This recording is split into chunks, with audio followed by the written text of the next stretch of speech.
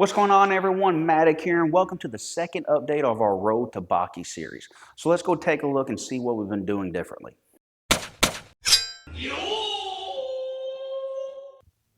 All right, so first getting into it, probably one of the first things you might notice if you remember from the first update.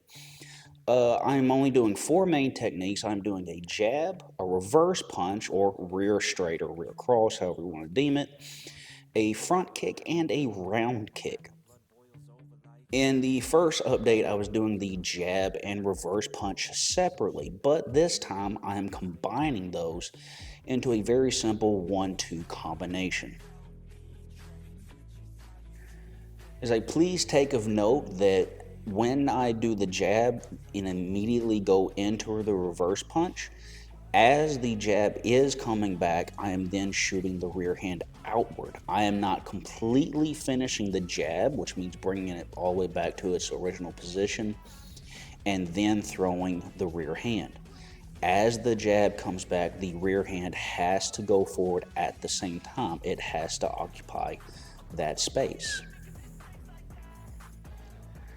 And while I'm doing that, my hips and shoulders and body are all turning in the appropriate direction, whether it is the jab or the reverse punch. For the kicks, they are relatively the same positions. The only thing I've actually changed, even though you might not be able to tell from the angles, is all the kicks now I'm practicing immediately towards the head. Over the last 6 weeks, my starting out flexibility without warm-up has improved quite a bit. And one of the main things I've been working on is getting my foot down faster after the kick, trying to work on those abductor muscles and helping strengthening those. When it comes to the final sets of the kicks going up and down the floor, I'm actually adding a reverse punch afterwards, after my foot hits the floor. But there are some very key things that I want y'all to keep in mind, and here they are. So for both of these kick and punch versions, there's a couple of things that we really want to go over. The first one primary being is regardless of which kick we are doing, whether it's a front kick or a round kick, our guard is going to stay in place. So when I do my front kick here, my kick is coming right up the center line where my new front hand is going to be. I'm not going to open a path. There's no reason to do that. It's like my foot gets to head height even with my hand still out here. So leave your guard where it has to be, because immediately when your foot drops down, assuming your fighter is at least as good as you, they should be trying to come in. So if your guard is already here, they have this to contend with. You can come in actually with a jab after your kick if you choose to. And the same thing applies for when you do your round kick. This is why I hate seeing people do round kicks and they drop this front arm. People say it's for balance or power. It's complete bull. Complete. If you have to use your arm to keep balance with a kick, you suck. But I want to maintain my guard here. Boom. It has to stay right here, because again, it gives your opponent something to deal with if they try to come forward. For both of these, after your foot lands, when you go to throw the punch, again, making sure front hand stays up as you go to punch. It can move around a little bit, something like this. You could be simulating that you're trying to parry or block or cover a certain part of your face as you go to punch here, but it needs to be out in front. Do not do what some traditional karate people do, is when they go to punch, they pull this hand back. They will do this, they do it a lot, or they'll pull it down here. This is protecting nothing except your body. The head's more important. A classic example of that is in the 2021 Japan Olympics in the men's kumite division. The deciding match was literally decided because dummy dropped his guard as he went to throw a punch and he leaned towards the kick. It's his fault. He should have lost.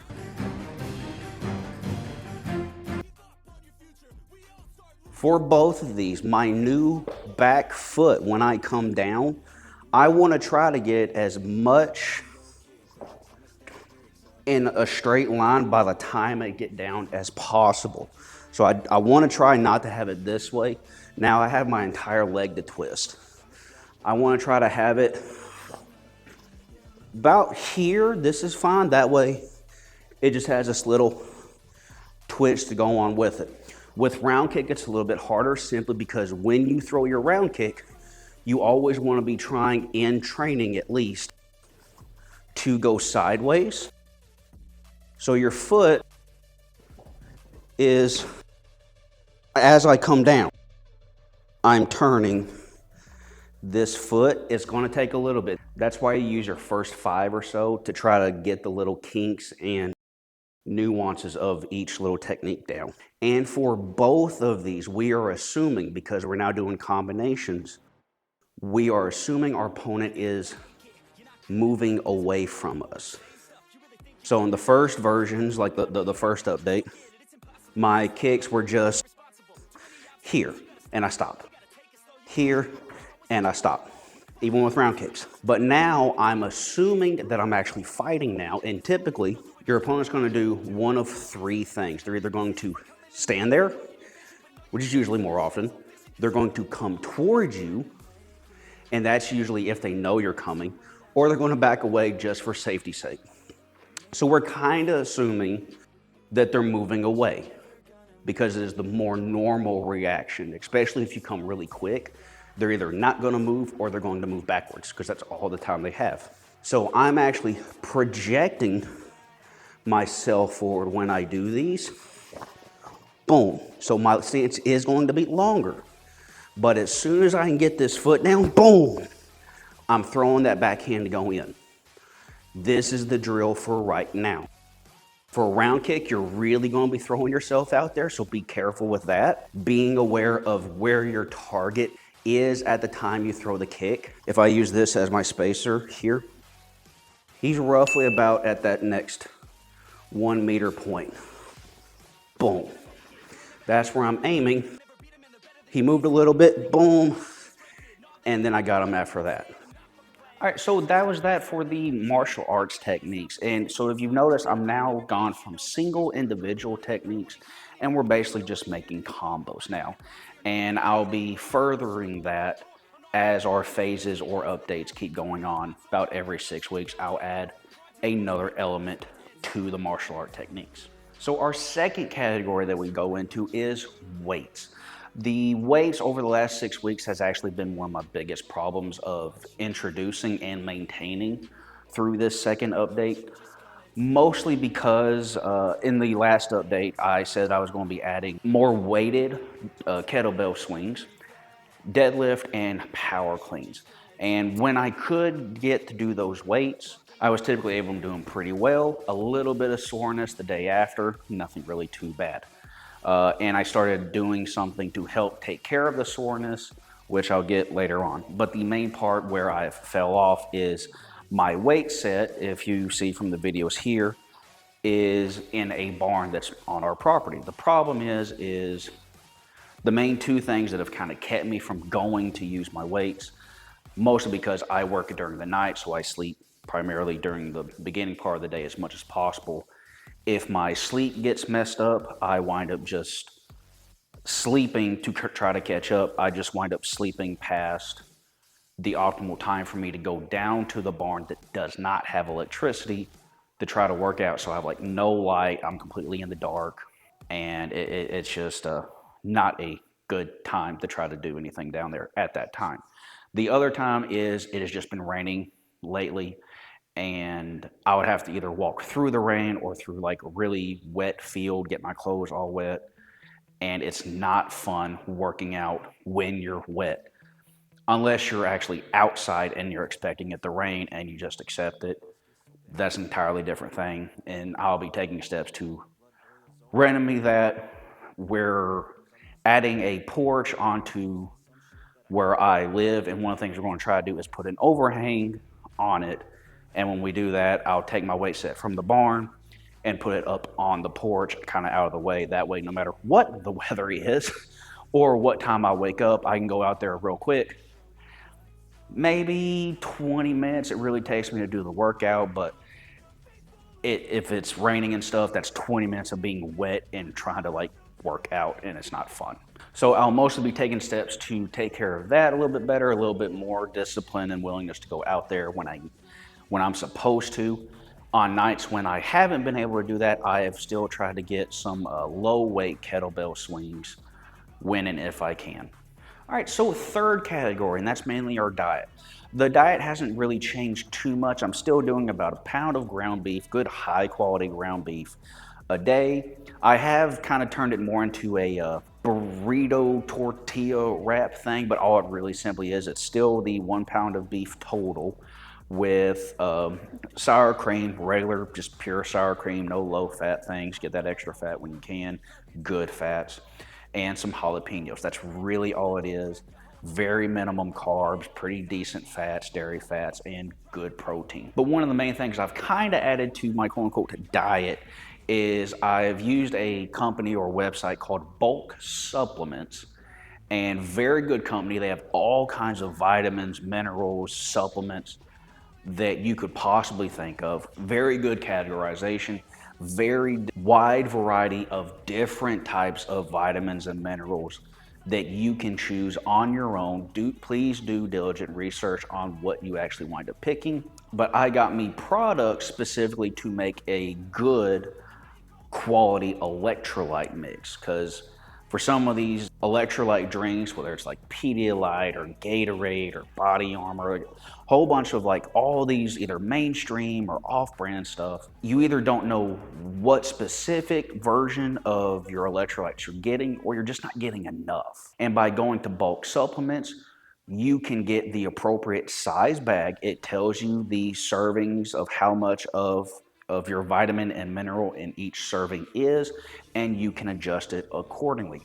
If you are going to do that though, I will tell you the supplements you get do not come with its own scoop for each serving. So if you are going to measure it out, you will have to get your own scale. Getting yourself a milligram measurable scale, which is most of the servings are measured in milligrams, very few are measured in actual grams.